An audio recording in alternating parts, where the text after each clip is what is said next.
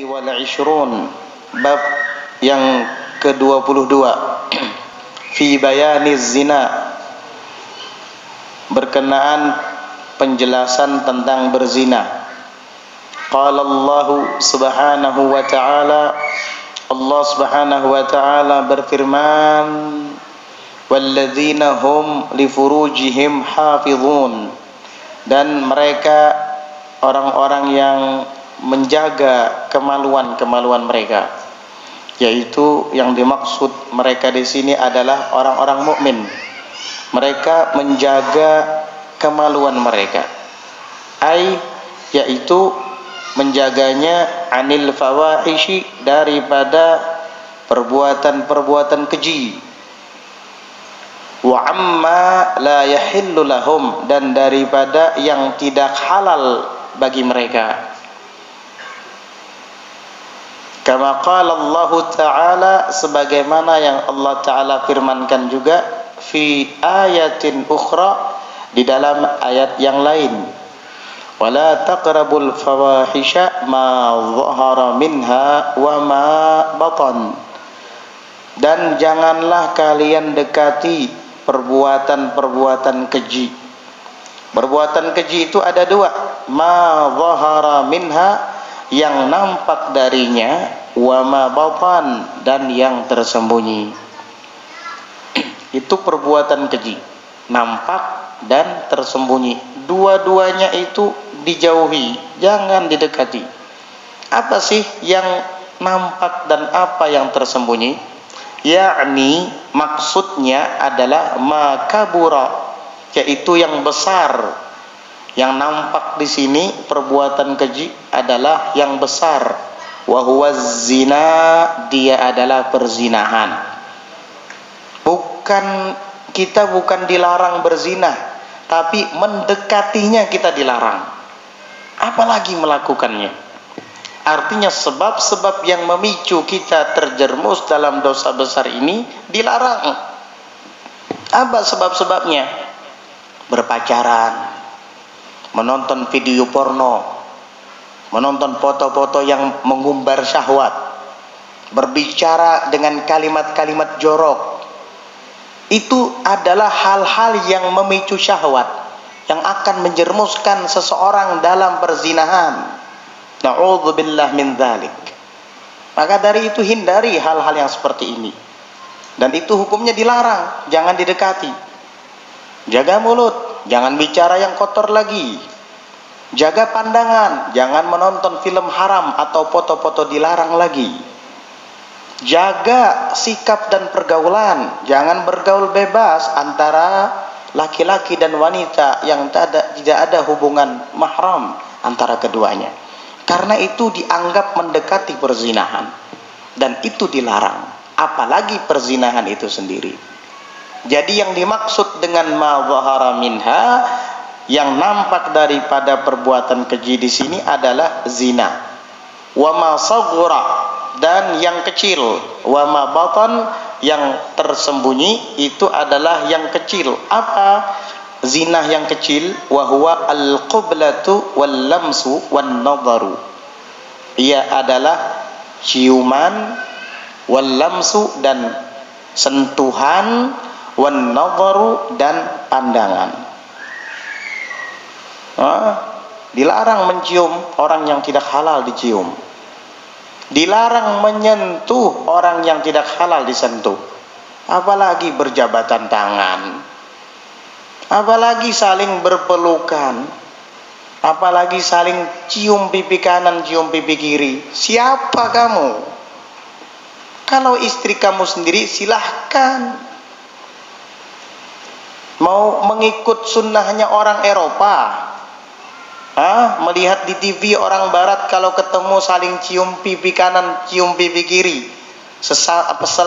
terhadap selain jenis, lawan jenis, perempuan yang tidak halal. Mau niru itu kamu? Kasihan, kamu kehilangan haluan dalam hidup. Laqad kana lakum fi Rasulillahi uswatun hasanah. Uswahmu, qudwahmu, figur dan panutanmu Rasulullah sallallahu alaihi wasallam. Kamu sekarang sedang kehilangan haluan. dan kamu siap-siap untuk tersesat, terombang-ambing oleh gelombang kesesatan. Na'udzubillah min dzalik. Wan nadharu, dan pandangan, sentuhan dan pandangan. Makanya diharamkan berjabatan tangan yang kepada wanita yang tidak ada hubungan mahram. Tidak ada istilah musafahah sesama kepada wanita yang bukan mahram.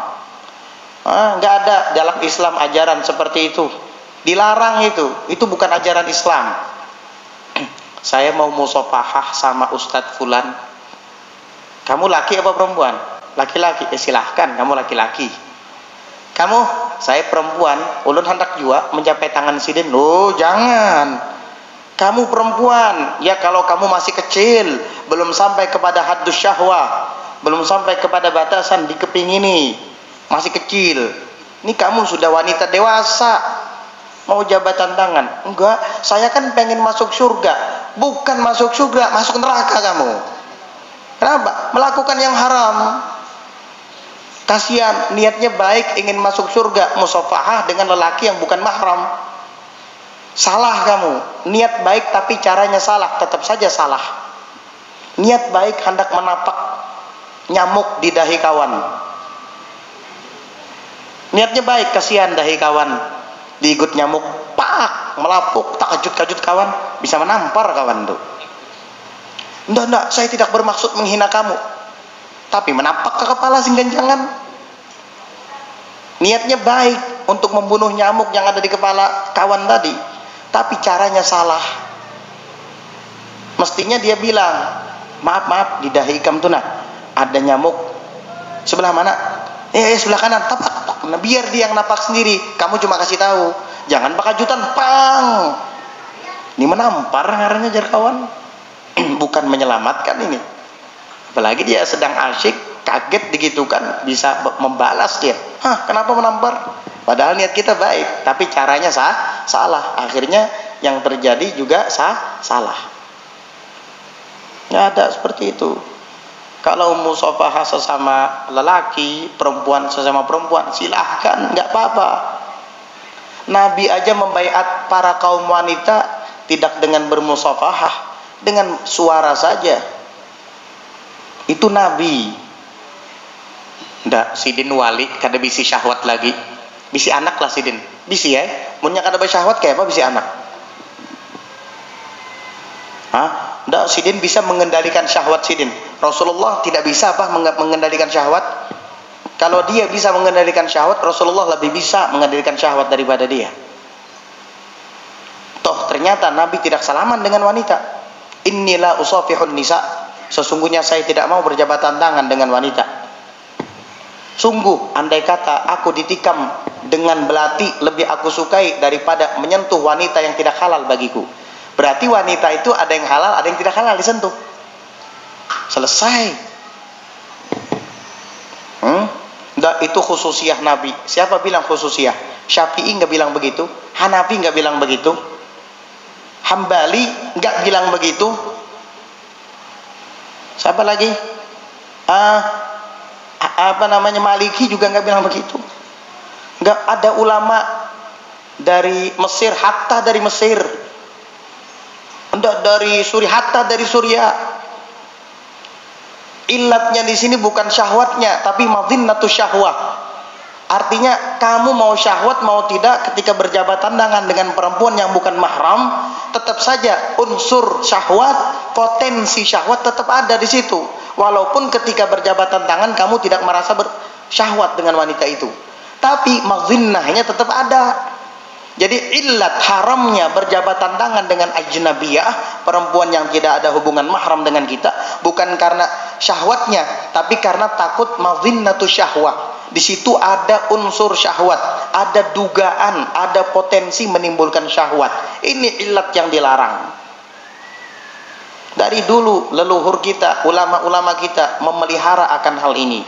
Dan dari dulu mereka semua memfatwakan tidak boleh. Datang fatwa-fatwa baru. Ya saya pribadi enggak setuju dengan itu, karena saya anggap itu khariqul ijma. Tahu khariqul ijma? Menyalahi keputusan dan kesepakatan ulama, terutama yang madhab 4. Dalam semua mazhab tidak diperkenankan laki-laki perempuan berjabatan tangan jika tidak ada ikatan mahram, kecuali satu, mazhab Hanafi. Kalau perempuannya sudah ajuz syauha la tushtaha, perempuannya sudah tua ajuz syauha keriput la tushtaha, udah tidak disyahwati lagi. Ini nggak apa-apa kata Abu Hanifah. Jadi kalau kita mau salaman sama nenek-nenek yang sudah berusia 70-80 tahun, mukanya keriput, gigi sidin ke dada lagi, ompongan berataan, mata sidin babayanya kau melihat, siapa yang kepingin dengan dia? Kan begitu. Jadi tidak ada unsur syahwat. Kata Abu Hanifah nggak apa-apa. Tapi kata Imam Syafi'i tetap tidak boleh. Karena ada kaidah ma min laqitatin illa walaha sakit, ma min sakitatin illa walaha laqita. Tidak ada yang jatuh kecuali ada yang menjatuh. Artinya walaupun kita kada syahwat lagi lawan nini itu, tapi tidak menutup kemungkinan nininya yang syahwat lawan kita. Ya akhirnya tetap dilarang. Kan tidak menutup kemungkinan. Nenek kan juga manusia, walaupun sudah tua, bisa aja beliau syahwat dengan kita. Karena keharaman di sini bukan hanya kepada pihak lelakinya saja, juga kepada pihak wanitanya. Deal jadinya. Itu alasan Imam Syafi'i tidak membedakan antara ajuz dan syabah, antara orang yang sudah tua ataupun yang masih muda. Ini perlu dipahami. Ini perlu dipahami biar pinter. Biar paham, kita tuh jangan mudah dibodoh-bodohin dengan alasan wali apa segala macam. Wali itu paling takutnya manusia kepada Allah, itu wali. Nah, di antara kita nih, siapa yang paling takut kepada Allah? Dia yang wali. Inna akramakum indallahi atqakum. Itu wali yang paling takwa, itu wali. Hal-hal jangankan yang haram, yang makruh saja wali menghindari. Abu Yazid Al-Bustami pernah ingin mengunjungi seorang yang dikenal sebagai wali. Memang kebiasaan Abu Yazid begitu. Beliau suka berkunjung ke kediaman para wali, minta ilmu, minta sanad, minta doa, minta berkah. Sehingga suatu saat dia pun mendatangi wali tadi. Kebetulan si wali ini yang dikenal orang sebagai wali ada di masjid. Ketika Abu Yazid menunggunya keluar, karena tidak ingin mengganggu iktikafnya di masjid, maka lelaki itu yang dikenal sebagai wali tadi keluar dari masjid, tiba-tiba mengeluarkan dahak di pekarangan masjid, di teras atau di sekitar dinding masjid. Maka Abu Yazid tidak berbicara sepatah kalimat pun kepada lelaki itu, sambil berdiri dan mengatakan, hadar rajul la yu'manu lahu adabun min adabis syariah, fakaifa yu'manu lahu sirrun min asrarillah. Kata beliau, lelaki ini tidak bisa diberi amanat untuk menjaga adab daripada adab syariat. Coba meludah jangan di pekarangan masjid, coba berkerahak di tempat yang pantas. Masa di masjid wali berkerahak beludah? Adab syariat yang zahir saja dia tidak bisa amanat. Fakaifa yu'manu lahu sirrun min asrarillah. Bagaimana mungkin bisa diberi amanat untuk mengemban rahasia dari rahasia Allah?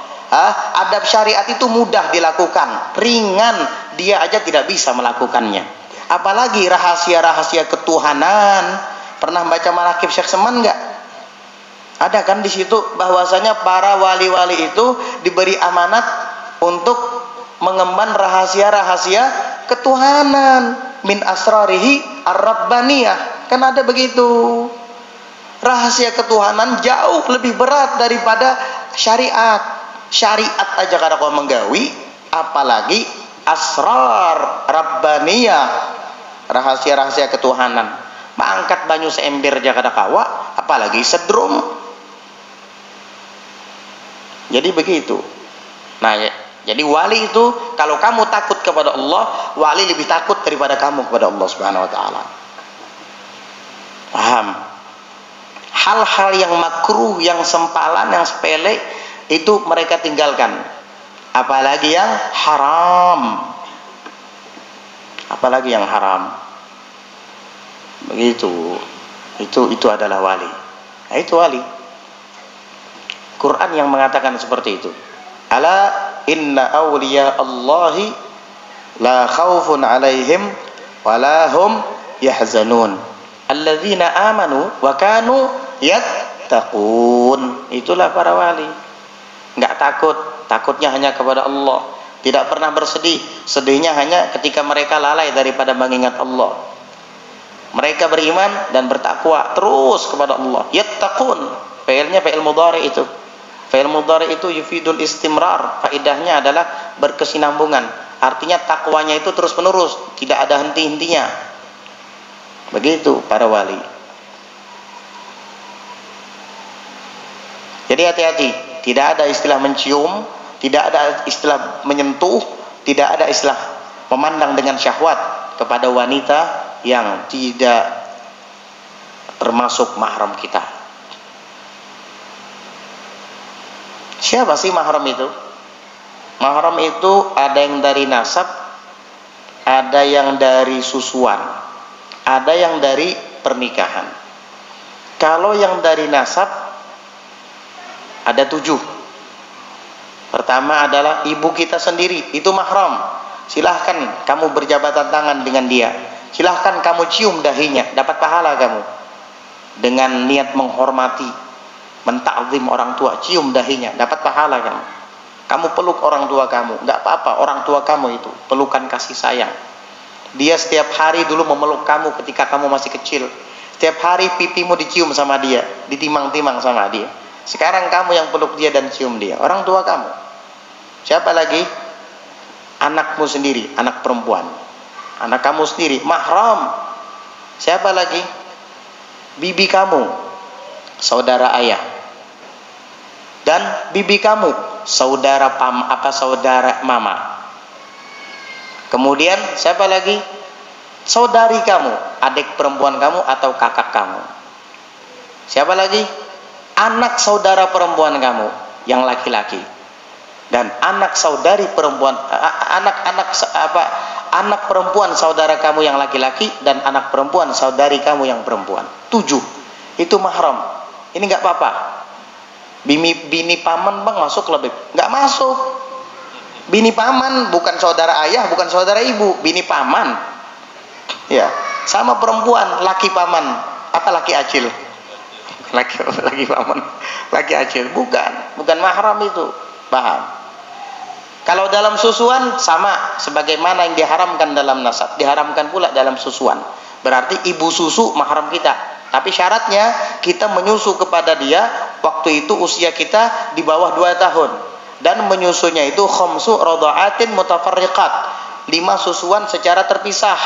Sekarang nyusu, habis itu main-main disusuinya lagi. Menurut uruf itu dihitung 5 kali menyusu. Bukan berarti susu lepas sampai 5 kali. Enggak, bukan begitu. Tapi secara mutafarriqat, terpisah. Sekarang dia nangis, ambil, disusuin, berhenti nangis, sudah lari lagi. Gak lama kemudian, setelah 2 jam atau 3 jam kemudian, dia nangis lagi, mungkin karena lapar. Ambil, susui lagi sampai ketiduran, taruh di ayunan, 2 kali sudah. Nanti malam dia pengen nyusu lagi, susui lagi, sampai 5 kali seperti itu. Maka umurnya masih di bawah 2 tahun, tidak lebih dari 2 tahun, maka dia adalah anak susuan. Maka sebagaimana diharamkan di dalam nasab, diharamkan pula dalam susuan. Ibunya jadi ibu susu. Saudara ibu, saudara ayah jadi acil susu, acil susu. Dingsanak susu. Apa lagi? Kemudian keponakan susu. Semua jadi mahram dengan susuan. Tapi syaratnya tadi umurnya 2 tahun, tidak lebih dari 2 tahun, di bawah 2 tahun, di bawah 2 tahun. Kemudian 5 kali susuan secara terpisah. Dan susunya susu adami, susu manusia, bukan susu sapi. Kamu minum susu dan kau ya? Iya, saya juga, saudara susu kita. Ya nggak bisa kayak gitu. Susu sapi yang diminum nggak bisa menjadikan mahram itu. Paham? Ada nih. Kemudian apa lagi? Yang disebabkan pernikahan. Itu ada 4. Jika kita sudah mengadakan ijab qabul, pernikahan, ijab qabul, maka yang jadi mahram kita dengan ijab qabul saja, yang jadi mahram kita cuma 3. Dengan ijab qabul saja, yang jadi mahram kita cuma 3. Pertama adalah mertua. Mertua itu dengan sekedar ijab qabul langsung jadi mahram kita, mertua aja. Kemudian yang kedua adalah menantu. Ketika anak kita kawin dengan seorang perempuan, hanya sekedar ijab qabul, perempuan itu langsung jadi mantu kita. Ketiga, ibu tiri. Ayah kita kawin lagi dengan wanita baru, itu langsung jadi mahram kita tuh. Nggak boleh mantan istri ayah kamu nikahi, nggak sah. Mahram itu alat takbid sampai hari kiamat, selama-lamanya. Iya, sama mertua tadi juga, mamanya istri. Kemudian yang ketiga, yang keempat, ini tergantung siapa? Anak tiri. Anak tiri itu anak istri kita. Ini tergantung, bisa jadi mahram, bisa tidak. Kalau ibunya yang kita kawini itu kita dukhul, yaitu berhubungan badan, baru anak ini jadi mahram kita. Tetapi kalau masih belum terjadi persenggamaan, anak tersebut masih belum dikategorikan mahram. Itu anak tiri. Paham ya? Jadi begitu. Bukan mahram kalau masih belum berhubungan badan dengan ibunya. Kalau kawin dengan ibunya, dengan ibu si anak tiri ini, saya terima nikahnya Fulana binti Fulan dengan mahar sekian. Setelah berdiri, dia ngeliat ada perempuan. Ini siapa ini? Ya anak yang kamu nikahi tadi. Saya cerai kamu, saya mau kawin sama anak kamu saja. Sah, ya apa-apa.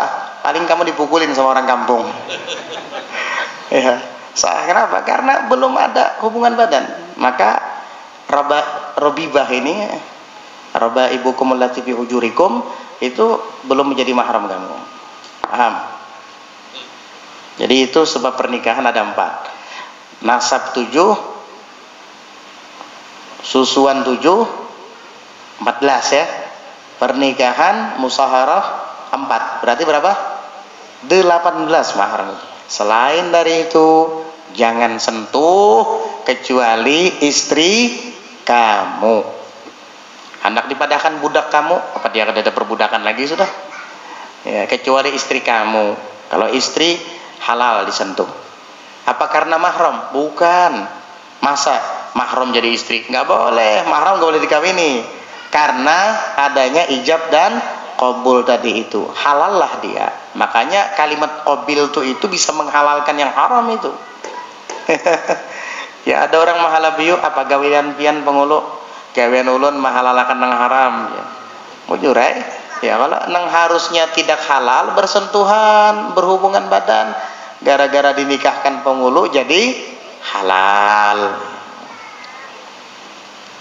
Kama jaa fil khabari, sebagaimana yang datang dalam khabar an sayyidil bashar, dari penghulu manusia Nabi Muhammad sallallahu alaihi wa alihi wasallam bersabda, annahu qol, bahwasanya beliau bersabda, al yadani tazniyani, 2 tangan itu bisa berzina. Warijlani tazniyani, 2 kaki itu bisa berzina. Wal ainani tazniyani, dan 2 mata juga bisa berzina. Hati. Kalau zinahnya tangan menyentuh, kalau zinahnya kaki berjalan, kalau zinahnya mata bekijiban, memandang perempuan dengan syahwat, duduk nongkrong di pinggir jalan, ini lewat lihati, ini lewat lihati, ini lewat lihati, itu hitam wajahnya kalau ente mau tahu. Para aulia ngelihat itu hitam wajahnya tuh. Anas bin Malik pernah bercerita tentang pengalaman pribadinya. Di masa Khalifah Sayyidina Umar ibn al-Khattab, dalam kitab lain di masa Khalifah Sayyidina Uthman bin Affan. Jadi ketika Anas bin Malik sedang berjalan dan kemudian sampai ke rumah Sayyidina Umar bin Khattab radhiyallahu an. Kata Sayyidina Umar, "Ya Anas, mali ara fi wajhik atharaz zina." Wahai Anas, kenapa saya melihat di wajahmu ada bekas-bekas berzina? Kaget Anas. Anas bingung, kenapa ya? Lalu dia teringat, ketika dia sedang berjalan, tiba-tiba ada perempuan. Dan perempuan itu kebetulan sedang terbuka hijabnya. Anas melihat, oh cantik kata Anas. Akhirnya beliau alihkan pandangannya. Itu sudah dialihkan pandangannya, kesan-kesan memandang wanita itu masih bisa dilihat oleh Sayyidina Umar ibn al-Khattab radhiyallahu anhu wa arda. Ini Anas bin Malik, apalagi Utuh bin Anang. Hari-hari ngeliat perempuan lalu lalang di jalanan, waduh nongkrong, kada singgitipan mata, hati-hati. An-nadharu ilal ajnabiyah sahmun masmum min syaitanin marjum. Memandang kepada wanita ajnabiyah yang bukan mahram kamu, itu adalah laksana anak panah yang beracun. Mata kamu nanti akan dicongkel di hari kiamat. Naudzubillah min dzalik. Jangan kira itu tidak ada dosanya. Mudah-mudahan Allah peliharakan kita daripada itu semuanya. Amin ya rabbal alamin. Qala Allah Ta'ala, Allah Ta'ala berfirman, "Qul lil mu'minina yaghuddu min absarihim." Katakan kepada orang-orang yang beriman, yaghuddu, hendaknya mereka itu memejamkan bin absarihim, daripada penglihatan mereka. Pejamkan penglihatan mereka. Maksudnya jangan memandang yang tidak halal. Wa yahfazu furujahum, dan memelihara kemaluan mereka. Jangan sampai berzina. Dzalika azka lahum, dan yang demikian itu adalah lebih suci bagi mereka. Al-ayah. Ini adalah ayat. Qad amara Allah Ta'ala ar-rijala wan nisaa. Sungguh Allah memerintahkan lelaki dan wanita bighaddil basari anil haram, dengan menutup pandangan daripada yang haram, memejamkan mata daripada yang haram. Wa bihifdzil farji min anil haram. Wa bihifdzil farji anil haram, dan memerintahkan dengan memelihara kemaluan daripada yang haram. Daripada berzina, daripada onani, istimna, mengeluarkan tangan air mani dengan tangan sendiri. Haram hukumnya itu. La'anallahu man nakaha yadah. Allah melaknat orang yang menikahi tangannya sendiri. Na'udzubillah min dzalik. Kita tidak perlu memandang ini hadis dhaif apa sahih. Yang jelas para ulama menyebutkan itu hadis cukup bagi kita. Apalagi itu bersifat ancaman. La'anallahu man nakaha yadah. Allah melaknat orang yang menikahi tangannya sendiri. Na'udzubillah min dzalik. Pebinian banyak tangan dinikahi. Ada apa kamu? Di mana punya otak? Makanya cepat-cepat kawin. Gitu. Kalau nggak bisa, puasa banyak-banyak, sering-sering puasa. Insya Allah itu dapat melemahkan syahwat-syahwat yang haram. Itu kiat di dalam Islam. Faqad harramallahu zina fi ayatin katsiratin, dan sungguh Allah mengharamkan perzinahan itu di dalam ayat-ayat yang sangat banyak.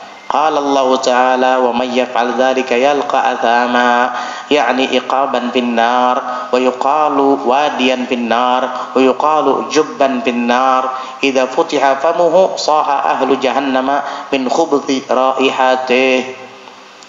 Dan di dalam Al-Quran itu banyak sekali ayat-ayat di mana Allah mengharamkan perzinahan.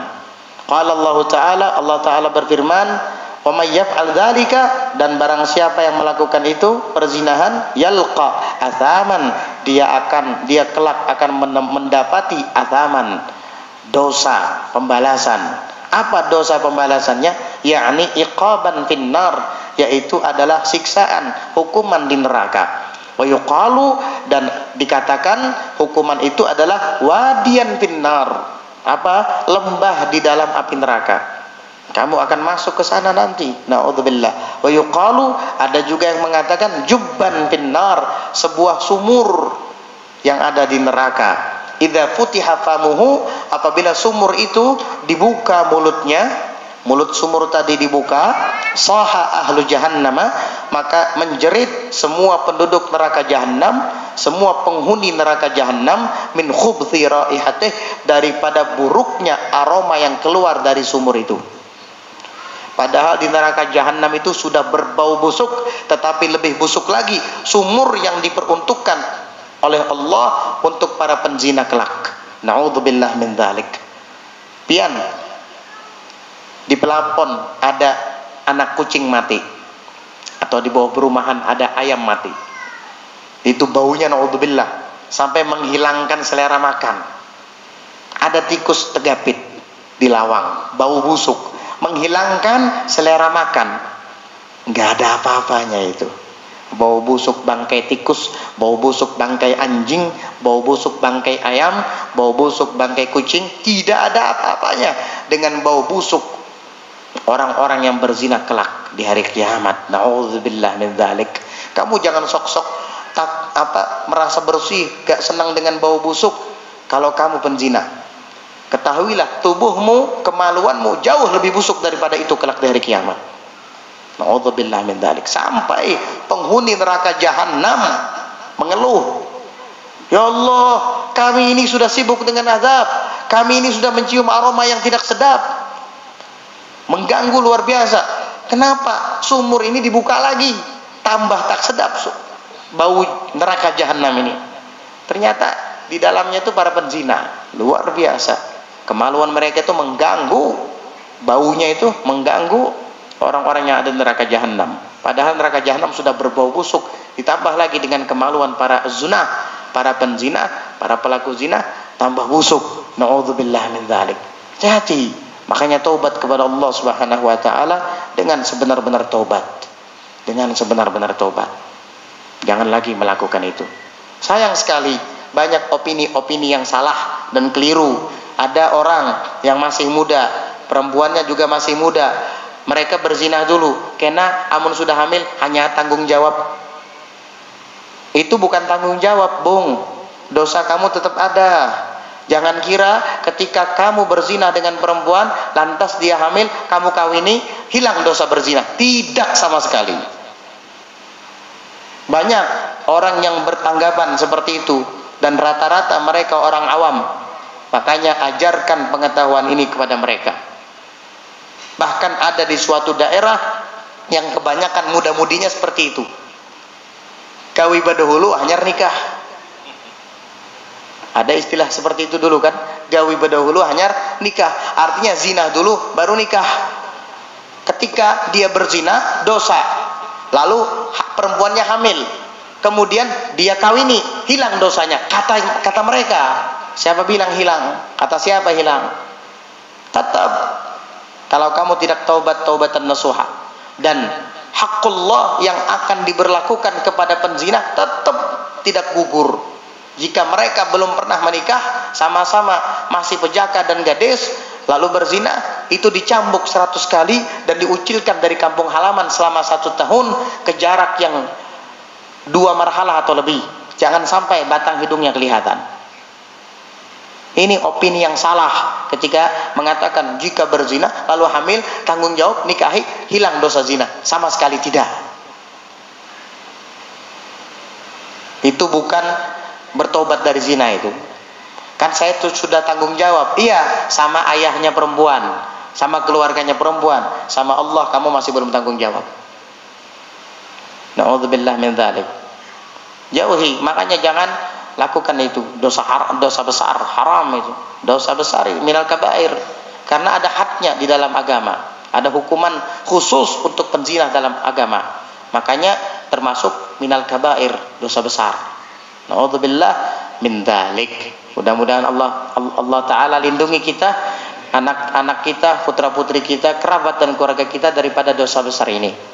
Al-Imam Ahmad Ad-Dairabi menukil daripada guru-gurunya, jika kamu memiliki anak baru lahir, bacakan surah Al-Qadr di telinga kanannya, maka anak itu insya Allah akan terbebas dari perzinahan. Tula umrih, sepanjang umurnya. Waqad jurriba dzalik, dan itu sudah terbukti kata beliau. Ini faidah yang jangan sampai kita hilangkan begitu saja. Kalau punya anak baru lahir, bacakan di samping, diazankan di telinga kanan, diiqomatkan di telinga kiri, balik lagi ke telinga kanan, bacakan lagi surah Al-Qadar, Bismillahirrahmanirrahim, Inna anzalnahu fi lailatul qadr, sampai akhir surah.